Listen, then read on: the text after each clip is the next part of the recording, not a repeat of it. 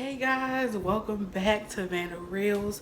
I appreciate you guys tuning back in again, and I have a special surprise for you guys today. I'm reviewing P-Valley Season 1. Come on. M-I, crooked letter, I. I'm about to spell it wrong. It's okay though, because y'all know what I'm talking about. Okay? First of all, before I get into anything, I would like to send a big thank you to Miss Katori Hall. If I mispronounce your name, ma'am, I'm sorry, but girl, you did that. Okay? You did that. And I appreciate you for bringing us P-Valley, because I was not expecting any of what I got. And I'm happy I wasn't, because that made it even more exciting for me to tune in every Sunday. Y'all, P-Valley is so good. I know you can already tell what direction this review is going to go in, because I'm already excited right off the bat. So this review is going to be a little different than my usual movie reviews. You guys have been asking me to bring you TV content, so I'm trying to make sure I can do what I can for y'all, because I want y'all to keep coming back and having fun with your girl. If you're not watching P-Valley right now, I mean, I already finished it, but if you're watching it right now, you might want to, you might not want to watch this review just yet, but if you're okay with spoilers, then continue watching, because I am here to spoil the show. All right. P-Valley is created by Katori Hall, and it's an adaptation of a play from 2015 by Katori Hall called Pussy Valley. So she has turned a whole play into a show. Now, I haven't read the play or seen the play, but I'm hoping I can go find it so I can see if some of the things correlate. But y'all, this show, so just to name a few of the main characters, we have Uncle Clifford, we have Mercedes, we have Miss Mississippi, okay? We have your girl Autumn Nights, we have your girl Gidget, we have Diamond. Who else do we have? Y'all, why am I drawing a blank? And y'all, we got Lil Murda, okay? First of all, the character's name is Lil Murda, okay? I was already interested once he walked on the scene.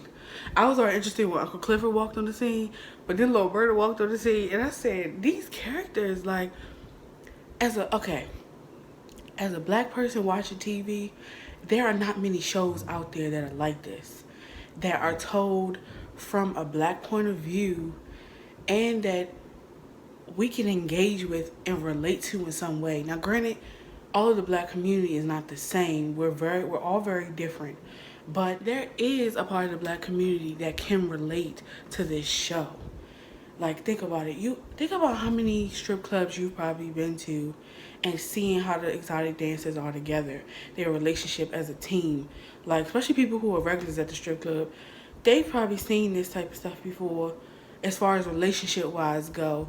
Not as necessarily the scenarios in the show, because things on TV are way more exaggerated than they are in real life. So that's the difference. But it's just nice to find, it's refreshing to have black content on TV on a major network. This is on Starz. Now, being a kid of the product of the 90s and the early 2000s, being able to watch TV shows and things like that, this was not something that probably would have came on in the early 2000s, even probably picked up. So now the fact that we're in 2020 and we're getting way more black content from black creators, I love it and I live for it and I'm here for it. And I cannot wait for more. We're gonna start off with storytelling, my favorite category. As you can tell, I'm always here for a good storyline, okay? So I love that this show gives us, first of all, they give us a twist first. You really think that you're gonna get a lot of Autumn Nights / Hailey's backstory throughout the show, but I feel like there was a point where, she started to take a back seat and you got more of the backstory of Uncle Clifford and Mercedes and then Mississippi.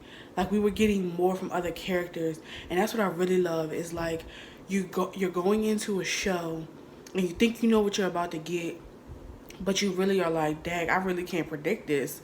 Like, okay, wait a minute.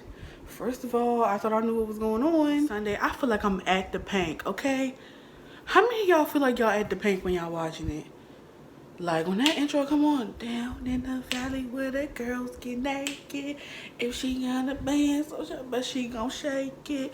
3, 4, break. I don't know the words, so I had to get quiet, y'all. But with the owner of the Pynk, Uncle Clifford, my favorite character. I mean, I don't know what there is not to love. First of all, his wig options. As you can see, I love me some wig colors, okay? I live for a colored wig, all right? It was it for me. I knew he was my favorite. I knew he was the one. I was like, this is my favorite character right here. He inherits the Pynk from his grandmother. So he is the owner now and he's the manager. And you get to see his relationship develop and right in front of your eyes with all the girls on the team, the bouncers. His, I guess you could say Big L was like his co-manager there too, but it's just nice to see him interact with everybody on the team and the squad and how hard he goes for the Pynk. He is not letting it rest. He is fighting for his business and he's not taking no for an answer, especially with the mayor. I love it. I love it. I love it. I love it. I also love the fact that you get to see an insight into his love life. He ends up dating little Murda and you get to really see their relationship try to be built and them trying to figure out how they can make both of their lives work together, because Uncle Clifford is out about his sexuality and little Murda is hiding his sexuality. You know, he's not really comfortable being a gay rapper and out of the closet. So you really get to see how that transpires into their world, into their environment, into being in the South. Like, I love that. There is no other place on TV that you're seeing two black men be in a gay relationship on a major network like that, you know, and from black creators and black producers and black executives. You're not seeing it. So the fact that P-Valley offers that, I love that. And I loved it about Uncle Clifford's story. And just some of the things he was teaching Lil Murda, like, he really was teaching him, like, look, if you can't be with me all the way, then we're not going to be together at all. It's over. It's done. You either with me or you not. But I hope they get to pick it up in season 2 and Lil Murda really tries to find himself and figure out, you know, where do you want to be? Do you want to be out in the open? And I can't say that I personally get it, but you get to see an inside look into what people in gay relationships go through as far as the scrutiny from society all the time. So I love that that was highlighted, and I feel like, you know, I want more of that.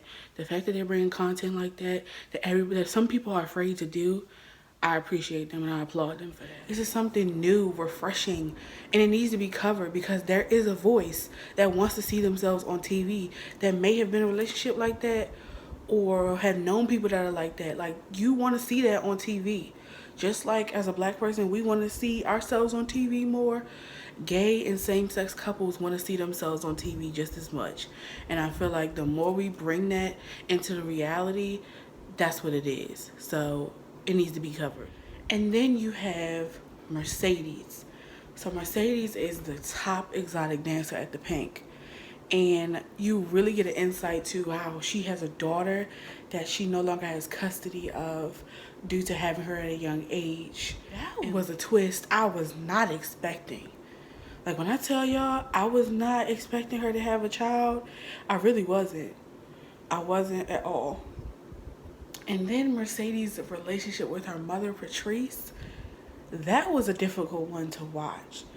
Watching her mother manipulate her into giving her money and trying to make it seem like she was always sinning because she wanted to be an exotic dancer, when really she was only an exotic dancer because of her love for dance, and she was trying to open a studio for young girls to come and celebrate their craft and perfect their craft. And I feel like that was a good storyline because I feel like a lot of exotic dancers are judged off of working in strip clubs and gentleman clubs for their occupation, when some of them are only there to either get through school, provide for their families. You don't know. It's a game. And I'm glad that they addressed that because first of all, okay, shout out to the exotic dancers because the few times that I've been to a strip club, And the tricks they are doing, they are gymnasts to me. They are your local gymnasts. That is how I look at exotic dancers, as local gymnasts. When I watch them do their tricks, I'm like, wow, go sis. Like, I'm cheering them on. Because how many people can climb a pole and do flips and tricks on a pole? I don't know many people that can do that. Okay? And high poles at that. Because I don't know many gymnasts either. But let's just be honest. Like, we need to give the props to the exotic dancers because they be doing it, honey. Okay? But I knew something was going to have to go wrong in her story because I was like, there's no way she could be the top girl at this club and this show is just starting and all of a sudden they just take her out. Because when she came up on that stage and got on that pole, I was like, I see why she's the top girl at this club because she deserves it. I was like that. I was like, Mercedes is, ooh girl, come on, Brandee. Brandee, honey, I give it to you too. Hats off to you too, my imaginary hat. Hats off to you, girl, because you played that role. And I'm glad that they didn't pick K. Michelle for this role because I don't think she would have done as good of a job as Brandee. I love K. Michelle, but not for a show like this. I prefer K. Michelle on the music side. Then you have Mississippi, who's in an abusive relationship. Well, also her name's Keyshawn. But Mississippi is in an abusive relationship. They say she has multiple kids, but they only show the baby because she has to bring the baby to the club frequently.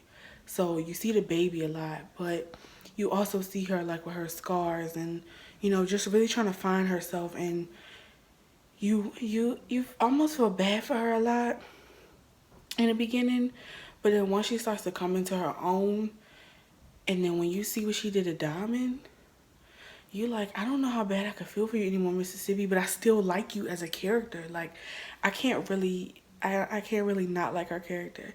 Still, Uncle Clifford is still my favorite, but I feel like it's a battle between Mercedes and Mississippi for second spot. I haven't figured it out yet. We'll see what happens in season 2 because I think that'll be the determiner for who's like my second favorite character on the show. But still reigning supreme over me. You also get an insight into Mississippi and Diamond, who is a bouncer at this club. And you don't get too much into Diamond, but you do learn a little bit about him being like a retired veteran and things like that. So that kind of gives you a little more insight into why he ended up at the club. Diamond was out here throwing them bows, boy. He was throwing them bows. He was knock him out. Y'all, storytelling, loved it. I wanted a little bit more about Diamond because I felt like they kind of shied away from telling us too much about him, but I feel like it's a reason. I feel like that last episode when my girl Mississippi turned on Diamond, she turned on him. I mean, literally turned on him. I cannot believe she did that to him and his fine ass. Girl, are you kidding me? But I get it, you know.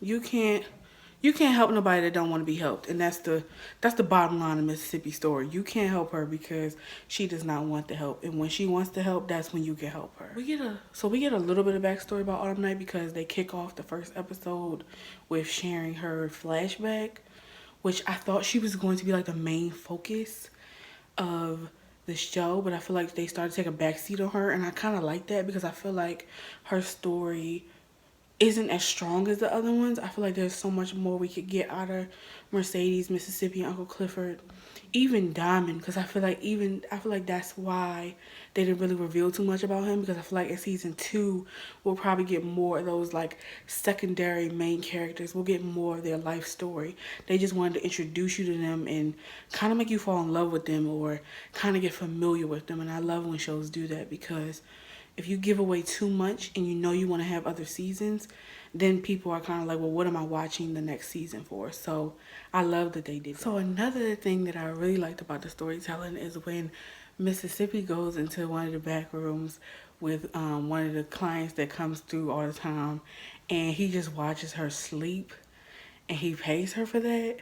That is actually a real story, and I love that because someone from the executive team revealed that on their Twitter account, and I was like, that's crazy to get paid to sleep. I mean, hey, it's looking like, what am I doing? But no, all jokes aside, I was literally like, okay, I like that they put real stories in there, like real adaptations of that. So that's something I really enjoy. And then we get to watch Mississippi's character develop. So she's really shy. She wasn't ready to be like the main girl of the club. And you really get to watch her push out of her shell.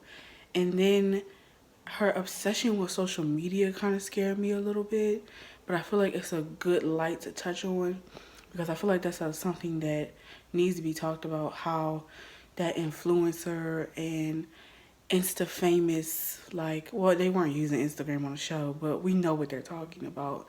Like that crave to be so famous on the internet. For some people, like, you know, you really don't know what they're going, you don't know what's going on in their real life.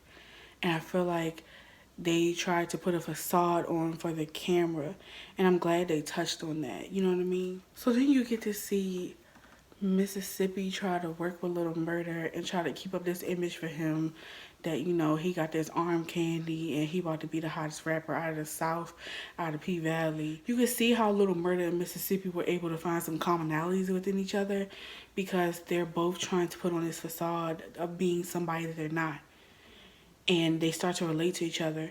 But Mississippi brings the best out of little Murda when he had to get up on that stage and she made his ass get naked so he could learn how to perform in front of people. I tell you, I love that scene. Y'all did the damn thing with this, okay? And I'm ready to see more. Y'all, this is another one of my favorite categories. I told y'all, when the music is jumping on a show or a movie for me and I feel like I'm in it, that is the weight of my heart. Hearing Megan, hearing Big Crit, y'all. When Big Crit came on in one of the episodes, I was like, man, I feel like I'm at the Pynk. Like, I feel like I'm ready to go. I'm ready to party. Every Sunday we at the Pynk. I know y'all know what I'm talking about. You feel like you're there. That's what I love. I love that about the show. So background music, 5 out of 5. Please keep playing them hits, okay? Even throwback hits. Like, y'all are playing black music. I love it. This is what I want to see on TV. I want to hear music I listen to in my everyday life. I don't want to hear stuff I don't know. So just some extra things that I wanted to cover today, y'all, that I really enjoyed from this season. Number one, when they did the sound close-ups for Mississippi and Mercedes when they were on the pole, each time they were on this pole separately, and they did like a audio shut off, the music shuts off, but you can hear them breathing and like doing the tricks. I really enjoyed that as a special effect. Like, I know it's probably so minimal and some people probably didn't even notice it, but that was such a good extra for me. Like, cause I feel like you always wonder, like, what are the exotic dancers doing up there on the pole? Are they counting? You know, what are they thinking in their head? Are they breathing? Like, what do they feel like? And to actually hear that, and then the slow-mo of it, it just added for visual effect for me. I really appreciated that little touch. So whoever. And then I definitely want to see Mercedes and Maine take their flirtation to another level because he is fine. Her neighbor, girl. Mercedes. So those are just a few of the extra spotlights that really did it for me this season.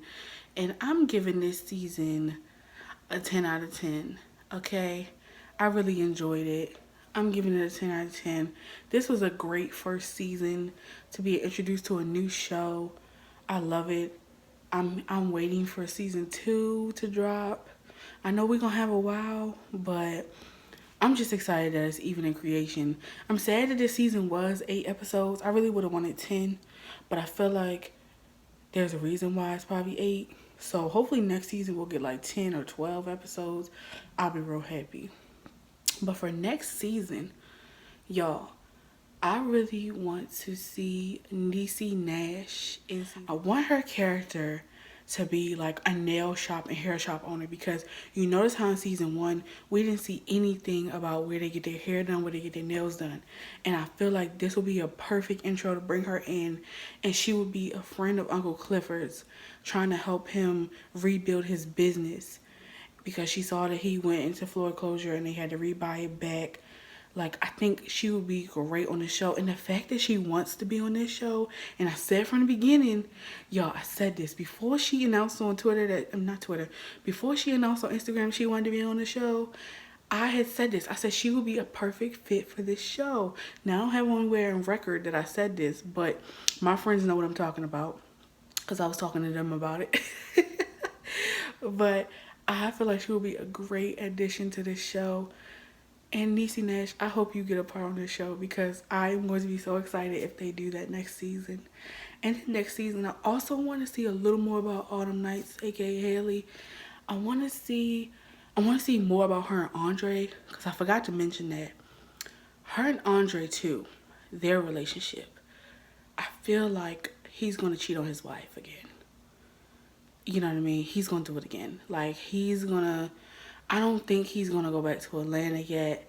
And I think that him and Hailey are going to kick it off again. Like, how did we get to that beginning episode where she was pulling the suitcase out the water and picking a new identity?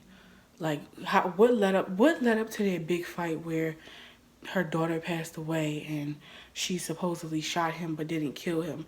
Like, I want to see that in season 2, and I feel like that's what they're probably waiting for. So hopefully we get that, because like her PTSD flashbacks, I feel like there's some way that we're gonna have to help a girl out. You know, they're gonna have to help her out, because when she got scared inside of that car at the car wash, I was like, whoa. I was like, she is not ready for any of this. Like, what is she doing? Why is she working at a strip club anyway? Because, girl, you ain't ready for this. But I'm not going to say I didn't really love her, but I felt like she was a little boring. She's a little dry for me. Like, and I know it's probably because her character is supposed to be. So I'm hoping that she turns up a lot more in season 2, which I feel like we might get from her because of the ending. But I'm not a big fan to her yet. I need a little more energy from her. Just a few things that I'm excited to see for next season. If you guys have any, ideas that you want to see for next season, leave them in the comments below. Tell me what you thought of the show. What did you think of season 1? And also, how would you want TV show reviews to be done? Do you want each episode reviewed, or do you want full season recaps? Let me know what you think in the comments. Let a girl know. As always, thank you for coming to VannaReels, where you always get the real reviews. Love you guys. Holla back. Happy spooky season.